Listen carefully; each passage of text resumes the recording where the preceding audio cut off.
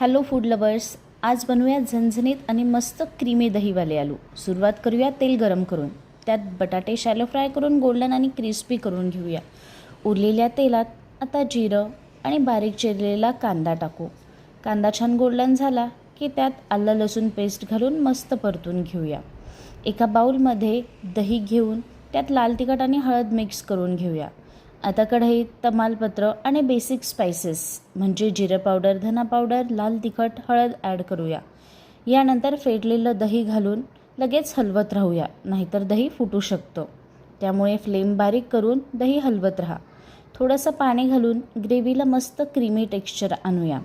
2 मिनटं छान शिजलं की त्यात आपले क्रिस्पी फ्राय केलेले बटाटे ॲड करूया. बटाटे ॲड झाले तर शेवटी वरून गरम मसाला आणि फ्रेश कोथिंबीर घालायला विसरू नका.